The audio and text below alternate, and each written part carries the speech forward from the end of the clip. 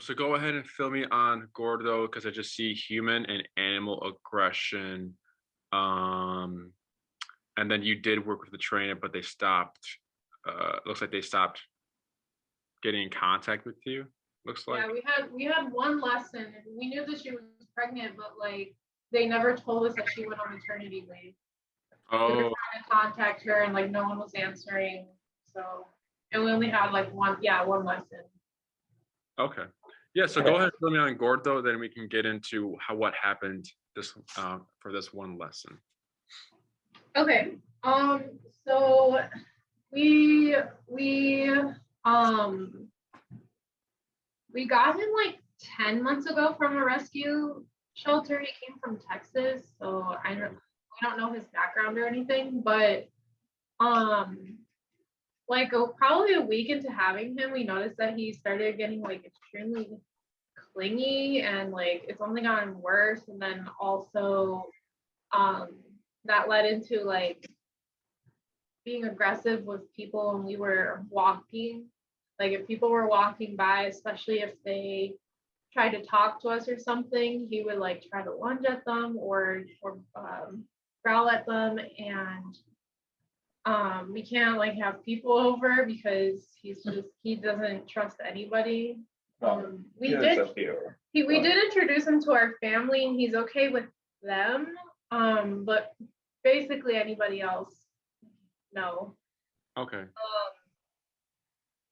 And we had like on Saturday we had an incident where I was going out to take him outside in the morning and we just bumped. We were leaving the alley and somebody was on the sidewalk, but like when we turned the corner we didn't see them. We just kind of ran into them.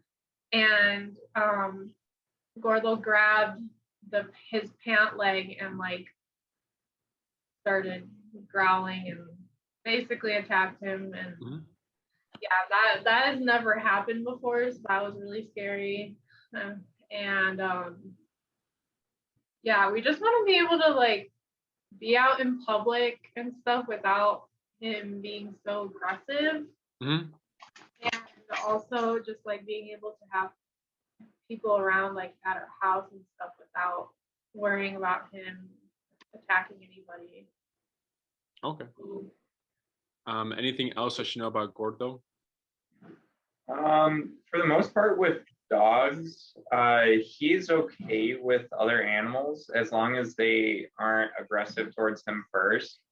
Pretty much the first time, if they're aggressive to him, he doesn't trust them immediately and can be pretty vicious with them.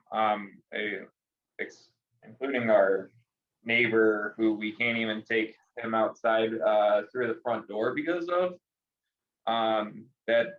Their dog very vicious to him the first time they met, and now it's just like they want to try killing each other through the doors. It can be actually very difficult just to get them downstairs. Yeah. Okay. All right. Anything else? No, I really think he's very codependent too. Yeah. Yeah. Okay. And then go and fill me in on like the training session or what happened there. Like what did you guys do? She kind of, for the most part, she was explaining like why dogs that the way that they act. Like when we're walking and he might see something that triggers him, and she just kind of explained like the reasoning behind it. And then also she kind of said to have like a word like nice or something, like if we are walking and there's somebody and we see them and that's usually like a trigger, we have like treats or something and we try to give like a positive association. But it worked at first kind of, but then he just kept demanding treats. Every time he barked, like it was really annoying. Yeah. So we're like, this isn't working. This doesn't really like seem right. So we kind of just let that go. And whenever he barks at home, we just kind of Like we don't know what to do. We just kind of take him out of the room and like redirect him in some sort of way. Okay. Alrighty. What else? So I got here. Okay. All right. And then is this your first dog, or have you owned dogs before? Like with our family, like when we were growing up, we had dogs, but I've never had a rescue and as an adult or of his breed either. So I would say I'm really inexperienced. Okay. And do you know if he's muzzle conditioned? No, we've tried hates and muzzles. he almost ripped off one of his claws trying to Oh, take it off. yeah. Okay. And then how did that work out? Did you just put it on and like to see what happened, or how did you guys go about that? We tried like with the treat, so putting the treat in the muzzle, just kind of like having him put his nose in the muzzle. Kind of conditioning him. Yeah, trying to conditioning him to put his nose in there, and like, but I don't know, it didn't really work. I don't know if we were doing it right. We just kind of like looked stuff up on how to do it. It didn't really work that well. Yeah. We probably need more practice with it as well. Yeah. Okay. What are you doing? Gordo, come here. He's Sorry, 80 he's pounds. trying to get into stuff. He's a big boy, right? He is. Yeah. We can. He's right here. Hey, say hi. Cool. And then has he bit anyone or anything else? Just that it was just that one incident where like it was like a surprise, right? Yeah, it was did have just He nipped at a dog, but the dog actually bit him. Oh, no, and my dad, like he asked I told my parents to like let him approach you kind of thing, and he was wanting pets from my dad, and my dad was just kind of petting him, and out of nowhere he just started growling while he was petting him and like tried to bite him, but my dad like stood back and didn't actually bite him, but he tried. okay. So he was petting him, then just decided to growl, right? Yeah. Okay, getting. And then how did you get him acclimated to your family members coming in the home? We Bribery. no, no. Oh. We had them meet us outside from a distance, and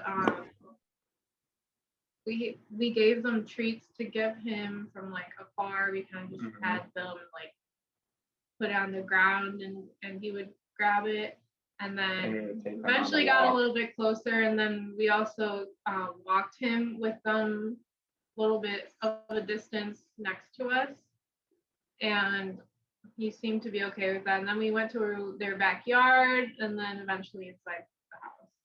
Oh, you went in there. Oh, was this at your house or their house? At their house. Oh, okay. Okay. Yeah. Have they ever been to your house? My sister has, and he's fine with her. Yeah, and your parents too. Yeah, but pretty much anyone else, like because of the pandemic, like no one's really come over or anything since then, so it's kind of been hard to like really test that out. Yeah. Okay. All right. So your goals sounds like you're just trying to address a lot of behavioral issues. Are you guys looking for any commands, any obedience, or just kind of like just let's get this behavior out the way, you know? For the most part, we have had him trained like for obedience. Through it's gone on for the most part to most of the commands. The only one that we really haven't gotten is the only one we haven't gotten is like place to like go to his bed or whatever when we just want him to like chill out, because he like always wants to be next to us on the couch or something. We don't always want him all up on us, and he doesn't really listen to that. So that's like one thing we want to improve on. Yeah. And then like has he ever been alone before in the home? Yeah. Yeah, he's crate trained. Okay, nice. How is he when you guys leave? Does he howl or does he just quiet or? Yeah, we've never heard him unless like we're in the house for a while before we leave. Yeah, he'll start to whine if he hears us like in the house. But we haven't gotten any complaints and I've heard him. So yeah. Good. That's good. What else? I think that's all. And then you guys did your research on us and everything, and like how we train, what methods we use, and like that we use electronic collars, right? Oh no, I didn't know that. Yes. So I guess we're calling ourselves balanced trainers, right? We usually always go for e-collars, right? Mm-hmm. Have you guys heard of e-collars? Yep. Yeah. Yeah. So once a puppy, well, I'll explain what an e-collar is. So have you guys been to a physical therapist? Yeah. I haven't, but hey, come here. Have you guys ever had it's called like a TENS unit? It's a little like machine that goes on a muscle and like it contracts it, like massages it. Mm-hmm. Yes. Yeah, so that TENS unit, when physical therapists use on the clients, it's usually like, the therapist goes, okay, I'm going to increase the level. Let me know when it's too much. Once the client has told the therapist that it's too much, it's too uncomfortable, the therapist lowers it 2 levels down and they let the machine do its work. That same technology and the same way is what is e-collar, right? It's basically electronic collar is a TENS unit on a collar. That's all it's used. It's just a muscle contractor, so it's not electricity like flowing through the dog's body. It's a little collar with a box. It has 2 contact points. Whatever the contact points are touching, on the neck, it's what it's contracting, right? So it's not going to flow through the dog's body. We put e-collars. We start e-collar training when puppies reach 6 months old, and we've done 4 months old before, but it's a little more nuanced. So we just go straight into like the 6 months. 6 months is usually when like the brain has kind of matured enough to understand like what discipline is, and also by that time usually puppies reach 6 months, the owners have had enough and would like they're like, I'll do anything to train my puppy. So then that's usually when like the owners are kind of ready for e-collar, right? Because then there's that emotional aspect of like putting an electronic collar on like a 4-month-old puppy, right? It's a little, people get uncomfortable when they see that, but it can be done. So it's just a little bit more nuanced, and we've done it before, and the puppies turn out great. So for your case, what do you walk Gordo on? A prong collar. Prong collar, and how does that work for you guys? Is it helped a lot actually? Yeah, nice, cool. Yeah. Is this what the trainer told you guys to use, or you guys just got it yourselves? Yeah, we got it ourselves. I did a little research on it. Yeah, because we originally just kind of walked on his normal collar, and he was pulling a lot, and he ended up actually hurting his throat. Mm-hmm. So we got him a vest, and that just kind of made him pull more. Yes. So we decided to try the prong collar because I had a Irish Wolfhound when I was growing up, and she had that one, and it really helped with being able to control her on a walk. Yeah. Cool. Yeah. So sounds like you guys have gone through most of the methods already. The positive only with food training, right, is good for things you want to see, right? So like puppies, like sit, oh good boy, here's a treat, down, here's a good boy, here's another treat, paw, all these tricks. It's good for puppy stuff, right? But for behavior issues, right, it doesn't really connect, right? So dogs are physical animals, right? The reason why the prong collar can be effective is because it's physical, right? It's their language. So let's say, like, you've seen it before with Gordo, when, if a dog bites Gordo, he doesn't like it, so he's going to bite back. Or maybe if a younger dog comes, he's all excited around Gordo, and Gordo's like, I don't like this energy. Boom, he's going to bite to kind of correct and address that behavior, right? Mm-hmm. So there's no like, hey, buddy, if you bite me again, I'm going to like, put you on timeout, right? They don't do that. They don't say, oh, you didn't bite me today, here's a treat, right? Dogs don't do that. It's just, you're going to do something, you're going to get this, or there's going to be some, like, it's just like very reactive animals. So that's, you know, they're physical, right? So that's where the prong collar comes into play, and like why it can be so effective. So like the treats won't work because, again, food is only good for things we want to see again. Harnesses, like you've seen, they promote pulling, right? So huskies wear harnesses, horses wear harnesses to pull carriages. We use harnesses for protection training to kind of create frustration, because dogs have a thing called opposition reflex. So if I put a harness on a protection dog, right? We pull back, we release, we pull back. We're kind of pulling back and forth like this. It gets annoying because they want to go forward. That when we pull back, we let them pull, we pull them back, and it's getting annoying. And then we have like the aggressor in front of us. Once we have created enough frustration and anger, let the leash go and they just shoot out and like they bite the person, right? So it's good to, like I said, it's good. It's a training tool, yes, but it's trained for certain things. Doesn't work for, like, pulling, because it's for pulling, right? And then you have prong collar, like I said before, it's a physical tool. They're able to understand it more. It's supposed to mimic a dog bite. That's why it's got those spikes. There are some cons to prong collar. So cons are, sometimes it's not enough. So if Gordo is in a reactive state, reactive moment, right? He's blowing up. Sometimes prong collar cannot calm him down, right? So when he blows up, let's say he's like at an 8 out of 10, and your hardest maybe yank or pull is a 5, right? You're never going to override the brain at that point, right? You're just never going to do it. And plus, prong collar is also like, I'm sorry, what? We were saying that has happened before. Yeah. And then also prong collars break sometimes. They fall apart. So if one day it falls apart, then you have lost all control, right? All control has been lost. So that's why they do sell what's it called? A little slip chain you put on top, and then you put the leash through the prong collar and through the chain. So if the prong collar breaks, you're still connected to the chain. But again, like once you've lost that prong collar, like you can't do recall. You've lost control without the leash, right? So that's where the cons are. So again, sometimes it's not enough, and then once you take that leash off, you've lost all control. And you also get that you get to a point where it's like, what's it called? One partner is stronger than the other partner, so that's where it also gets difficult. What else? Yeah, but it's a good like tool to control him, but it's hard to stop a behavior, right? You can control him, you can probably hold him, right? But he's still going to be barking.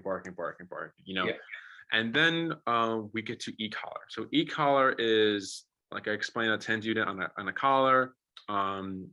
People call it shock collars, right? That's the wrong term for it, because it's not shocking your dog. It's just stimulation, touching your dog's neck. The brand we use is called Dogtra, right? We have 127 levels on there. So 0, 1, 2, 3, 4, 5, all the way to 127, right? So there are other brands out there that have 5 levels. Think of that maximum. So their maximum is 5. Think of that 5, the power for 5 equal to 127. We just have so many more numbers to be more specific to the dog, the personality, the scenario we're in, right? Because if you're on the 5 collar, maybe like a 3 is making Gordo yelp. It's too much. And then a 2 is not enough. Well, then you're stuck there. It's like 2 or 3, you're going to have your dog yelping or not listening, because 2 or 3, there's no in between. For us, if 20 is too low, 30 is too high, we can go to 25. We can be very specific to the personality and the dog type in the scenario, like I said before. They're waterproof, they're rechargeable. The Dogtra brand, Jesse, the owner of the business, has been using this brand for many years. He's used other brands, and this is the one he's had most success on, just because of the quality and like the feeling is not so sharp. It's smooth. He gets, other brands out there that they have a sharper feeling, and like those dogs come out a little bit edgy, right? They're a little bit like turn like edgy, right? But this one, like, we don't get any edgy dogs. It's very calm. Any dog can be on e-collar. after they reach 6 months. So like golden retrievers, the happy-go-lucky dogs are on e-collars, pitties, rotties, and any type of breed, right? There's no like, we have never had a dog where like, yeah, e-collar won't work, right? Even like the deaf dogs and blind dogs, we've e-collar trained them as well.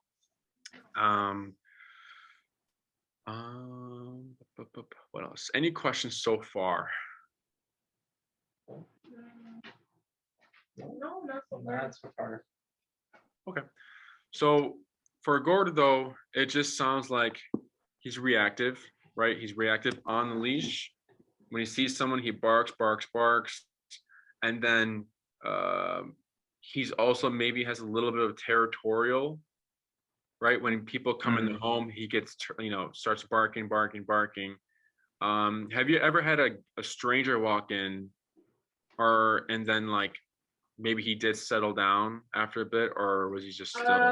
No, we had him in his crate one time when somebody came to look at something, and he was just going insane the whole entire time. Yeah, Okay. And when we let him go, he like immediately started smelling everywhere and like thinking that he was still there, and he was like hair standing up and everything. Okay. And then yeah, it just sounds like he's a very reactive dog. And then he is, you will want to revisit that muzzle. What kind of muzzle were you guys using? We ended up actually having two. We had one of the strap ones and then a cage one. Oh, the cage one. Funny thing is, he actually did better with the strap than the cage. Mm-hmm. Even though he could tear off the strap. Are there different sizes for the cage? Because I feel like he can't move his mouth, and that's why he freaks out. Yeah, so the cage one he should be able to, because like the reason why they're too small. Yeah, the reason why they're a cage is because then they can open their mouth and pant, right? We use a brand called Baskerville. It's a basket, and dogs here that are on that muzzle, they can open their mouth, pant. Some dogs who are dog aggressive, we have treadmills here at the facility. When they're on the treadmill, they're muzzled because maybe, I don't know, just in case like they're not connected to the treadmill right or something happens, they break loose, they still have that muzzle. So they're on the treadmill with the muzzle and they're able to pant and breathe and be able to open their mouth. Dogs are able to drink water through these muzzles. They can eat food and everything. But yeah, he should be able to open his mouth. And that's very important because if we're like, addressing these behaviors, he needs to release the stress, right? Because e-collar is a stressor. No one likes getting disciplined, and I'm pretty sure he's not going to like it, like, being told no when he wants to bark and, go at these people, right? So he needs to, we need to let him have his mouth open to release the stress. If it's closed, like he has no way to release the stress, and it's going to be a little difficult for him to kind of handle that, those moments. Does that make sense? Yeah.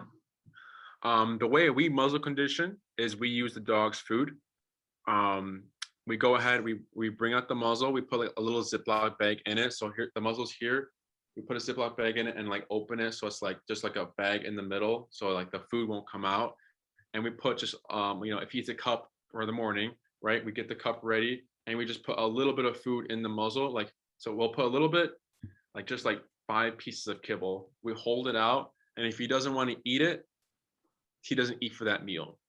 Dinner comes, we do the same thing, get the bowl out, put some kibble in here, we give it to him. He doesn't want to eat it, he doesn't eat it for that night.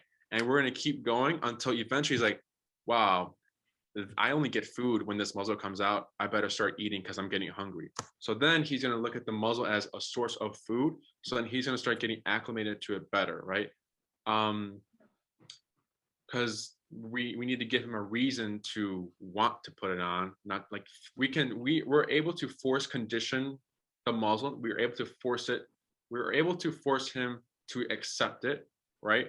But like what you're already seeing, it get really ugly, right? He'd start, scratch, dogs have scratched their faces, ripped out claws, just a mess, So yeah. We might still get that, but I'd rather have some work done with the muzzle so that if we do need a force condition, it won't be as bad, or it'll be a little bit easier for Gordo though. And you would want to start that right away before we start training. You want us to start that right away so that by the time we do start training, he has some sort of familiarity with the muzzle. Does that make sense? Yeah.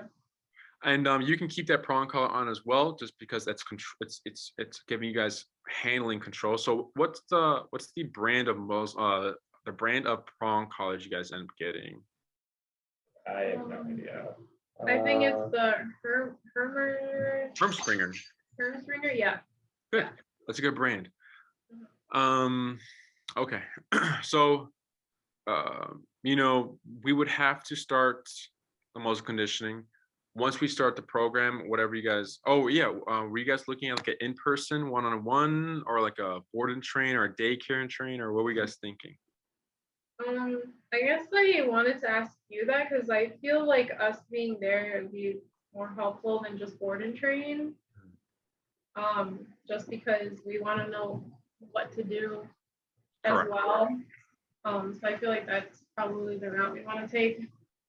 Yes. I like how he just sat up here like, and he's leaving. Okay. Yeah, I think in person would be good for you guys. So program wise, so we have the 6-week program, the 9-week, and the 12-week. So you'd be more like in the, if you're not looking for like fancy commands or anything like that. So here, the 6-week is more like, you walk your dog. So it'd be 2 classes on the walking command, right? Yeah. The walking command would cover some reactivity. Is he reactive to dogs and humans, or just dogs? Yeah, mostly humans though. Mostly. Yeah. Both. If the dog comes running through a fence and starts barking at him, he'll get defensive, I think. Okay. So 2 classes on the command called heel, right? That's our walking command. Our heel is super strict. The rules are like our heel goes, walk with me, stay with me, sit when I stop. So if you guys take 5 steps with Gordo, Gordo takes 5 steps. If you take 10, he takes 10 exactly. And then when you come to a stop, he automatically sits with no words said. This is all done with a slack leash, so a loose leash in any environment, right? We need that much focus. So it sounds strict, right? Yeah. Yeah. So the idea of why this would help some reactivity, right, is because if our command is that strict, right, and if he makes some mistakes, if he's not in line with us, right, he's gonna end up getting corrected for that. So he's gonna be thinking, whoa, like I need to make sure I'm right here next to dad or mom, or else I'm gonna get consequence.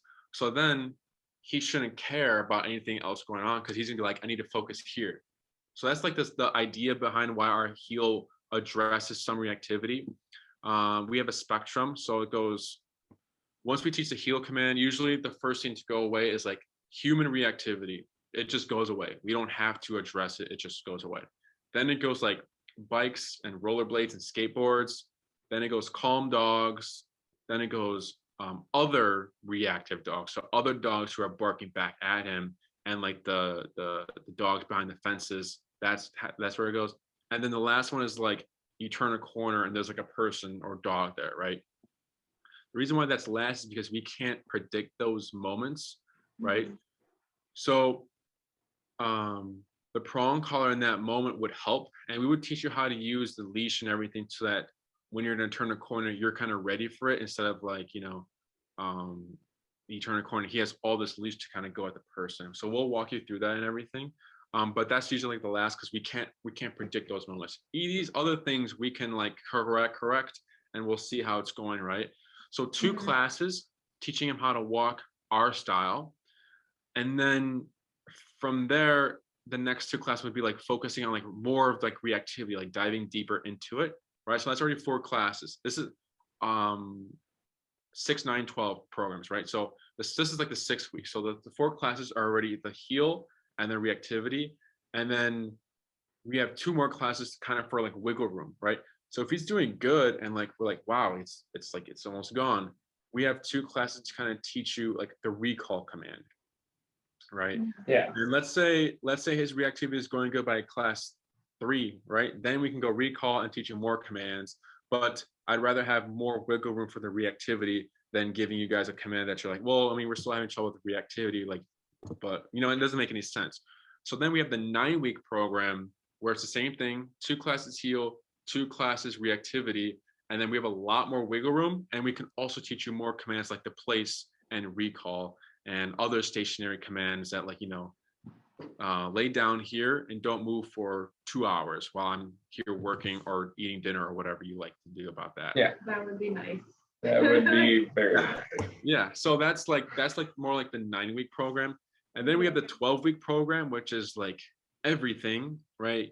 We're addressing behavior, and then we're also teaching you a lot of other commands, and like it's also like just with his situation, right? The 12-week program is meant for off-leash training, but we'll see. We would have to just like see how he is doing with the reactivity.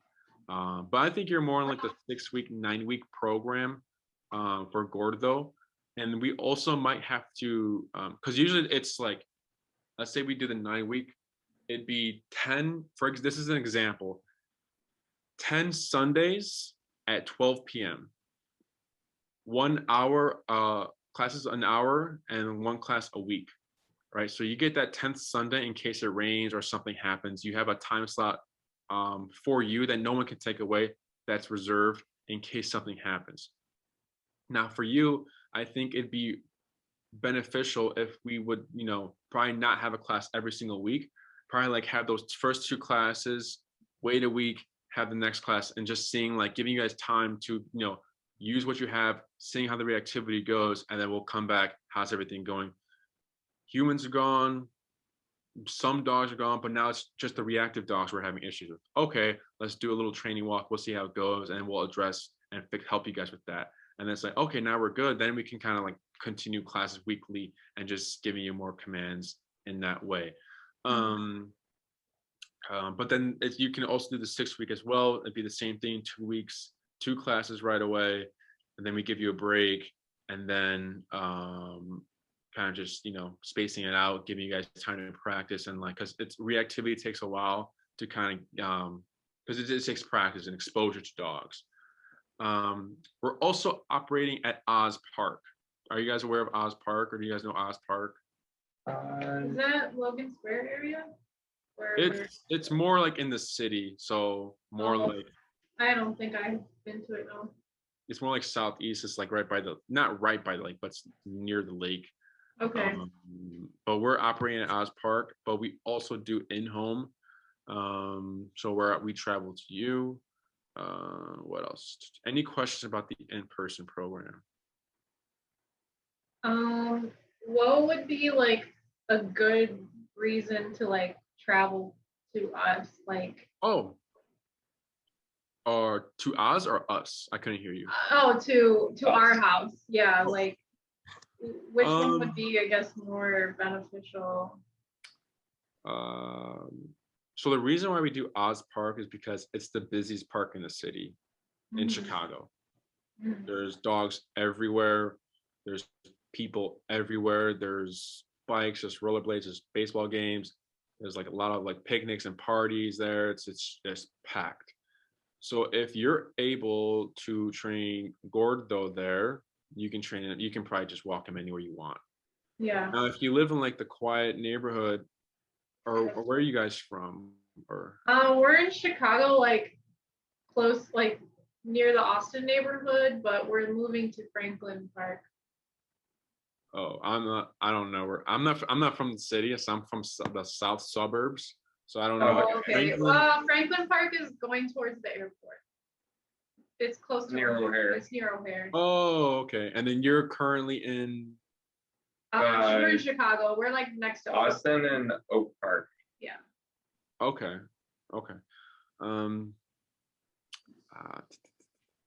Well, when do you guys plan on moving? We're in the In the process process. right now, but we don't mind going to Oz Park like that. It's okay. I think Oz might be better. Yeah. The neighborhood like we're moving to is really quiet, so I guess it wouldn't really be beneficial now that you said that.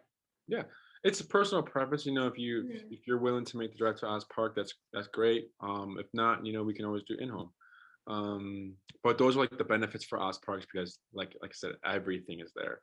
Um, what else? Any other questions about the in-person program or anything about training or the e-collar? Uh, Oh, yeah, I guess like when you said, you brought up a good point with the heel because we did teach him heel, but sometimes we do have to tell him to sit when we stop. Mhm. Or I've noticed that he never makes eye contact when we're walking. Like he just is like looking forward, wanting to go forward, and he doesn't like check in with us, and he always tries to like go in front of us even with the prong collar. Like he doesn't really get like we want him by our side. Mhm. So yeah, that'd be really beneficial. Yeah, yeah. Um, uh, yeah, like I said, you know, it's just it sounds like it's just he's just not worried about it. Like he just, you know, it's the prong collar.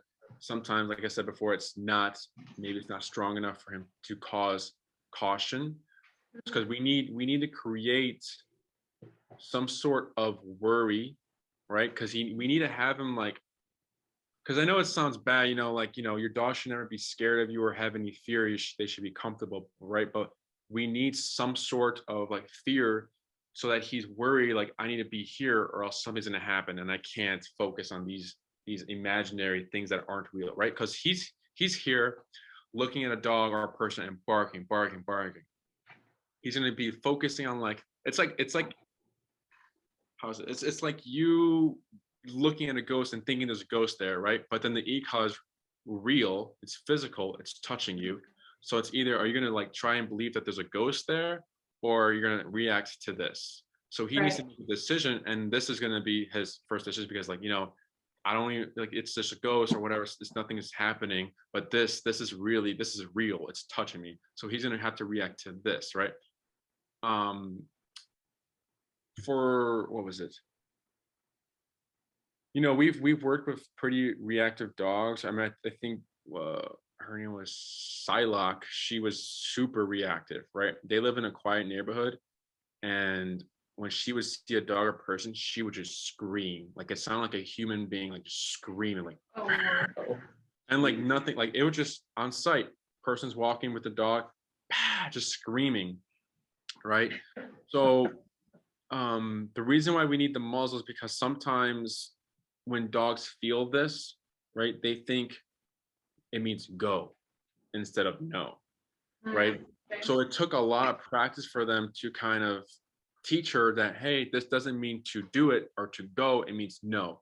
So after like a few like, you know, walks and weeks and like of them practicing, it was like day and night. When I came back to revisit them, it was like she was just black and white and day to night. And they were doing in because it was in the winter, they were practicing inside the facility. So when they went Okay. home and like it started getting warmer out, people started coming out and they were having issues.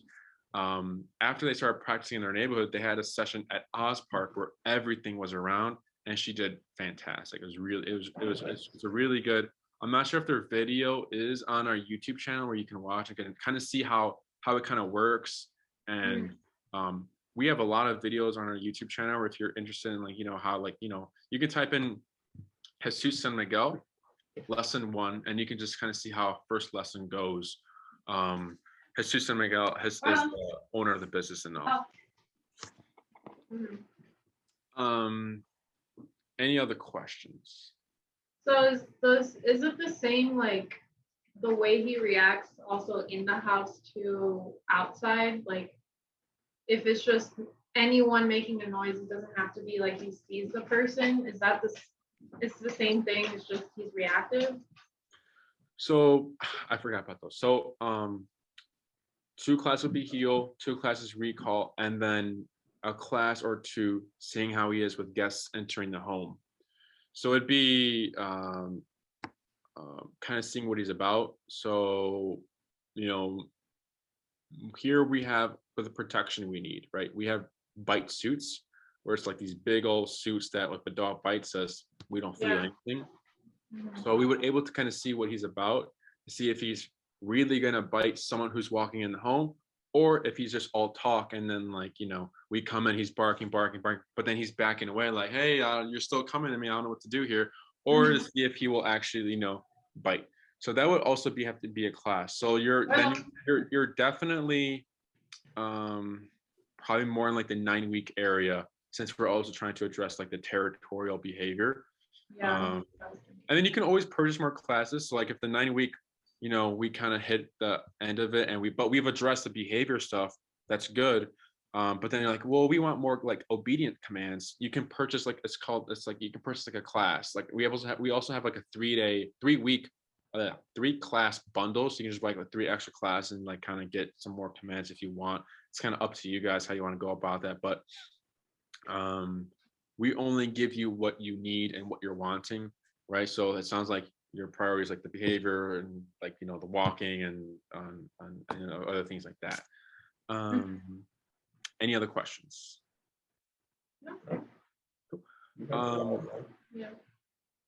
There are some other common questions clients have on these Zoom consultations. So it's like a few common questions are like, so after is the e-collar going to be on all the time, or like is there going to be a certain time it comes off, or like is it when does it come on, or when does it come off?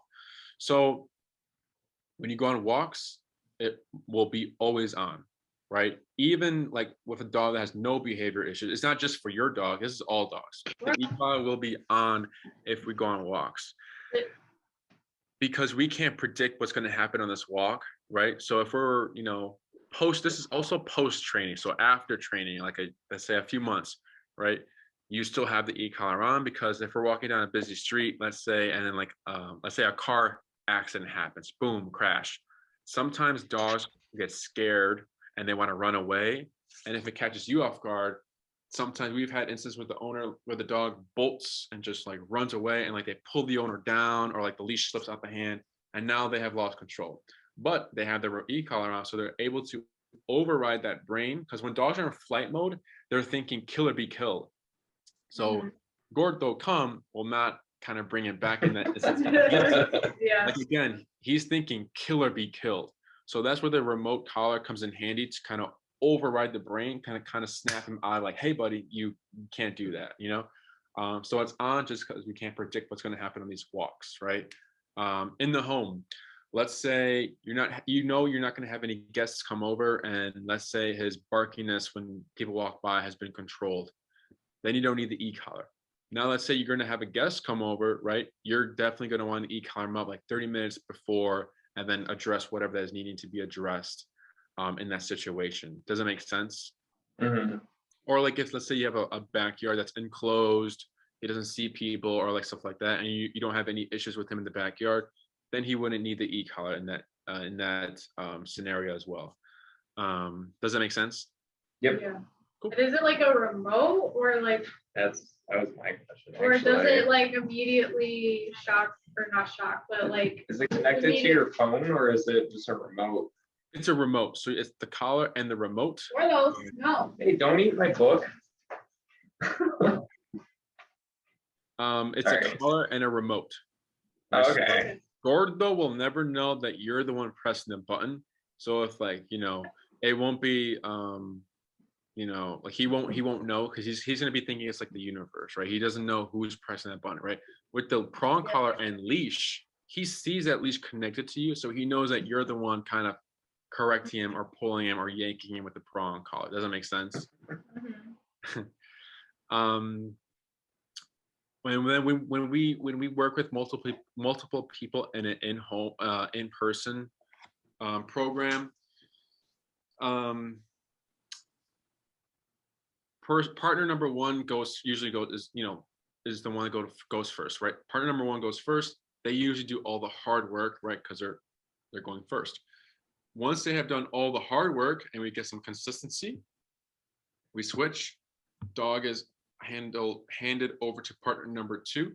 And then when partner number two goes, it's super easy, right? Because when partner number one presses the button on 30, and partner number 2 presses the button on 30, it's the same. There's no, well, she's stronger than me, or he's stronger than her, so he listens to her, right? There's none of that. It's 30 for you and 30 for you. Does that make sense? Yes. Transference is also easy. So let's say you have a friend that, you know, maybe we go back, if your guys are going, for example, if you guys have to go to work or you have to go out of town, you have a friend that Gordo is really cool with, and, you know, he knows how to use e-collar. He presses the button on 30. It's like it all clicks. He's like, oh, this is with you too. Okay. And then he knows what to do from there. Does that make sense? Yeah. Cool. What else?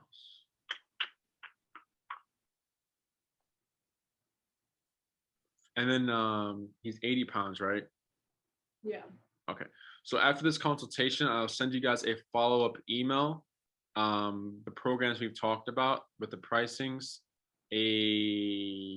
what a payment plan would look like. Okay. Okay. So cool. There's a payment plan. Yeah.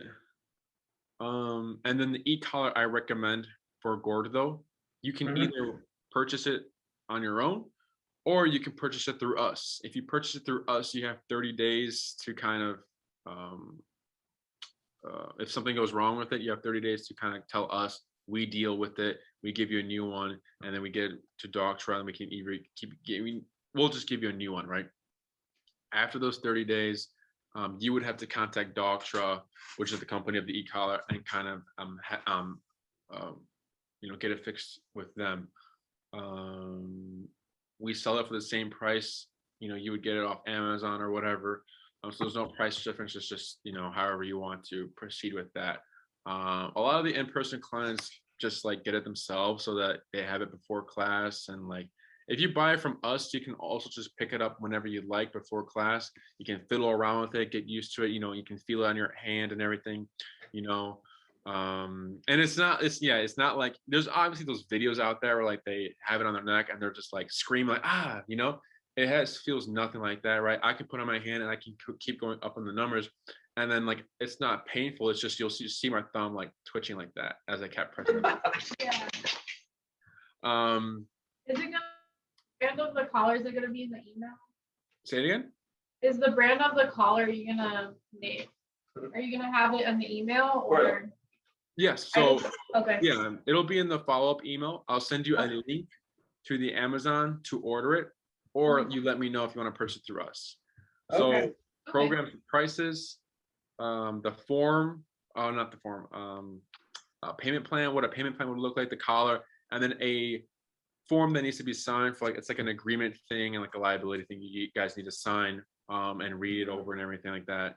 Once that is signed, we can go ahead and proceed with booking and billing, and we can get you guys scheduled and everything. And for in person, what else? Anything else? Any other questions? I think that's it. All my questions, at least. Hey.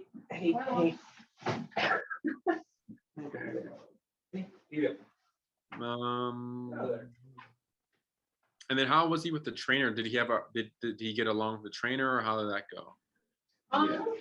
Yeah, like she stayed her distance away. Like he ignored her.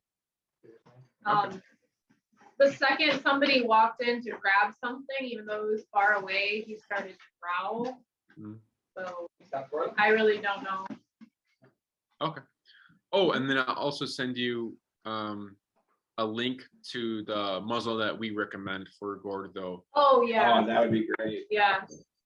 On the website, for like the fitting, right? It says we've had clients order muzzles from the Amazon and they follow the exact like instructions of like the sizing chart, and it's always either too small or too big. So we always tell the owners, you know, buy the one that you know is the size, and then buy one bigger, I believe Jesse says, just in case that one doesn't fit, you have this other one that will fit for sure, and you can just return the other one to Amazon or something like that. Or is it possible if I could see him one more time to see if yeah, the one that we got him, it's not Okay, I'm thinking like a 5 or more. The Baskerville goes like 1, 2, 3, 4, 5, 6. He's probably like a 5 or like a 4, I believe. Okay. More close to like a 5, I think. All right. Yeah, we should get the 5 then. Yeah. Yeah, 5. Cool. Anything else? No, not really. You answered a lot more questions than that we could even think of, so that was awesome. So thank you. Yeah. If anything pops up, another question, feel free to email me and I'll answer those questions for you guys. Other than that, I think I mostly covered everything.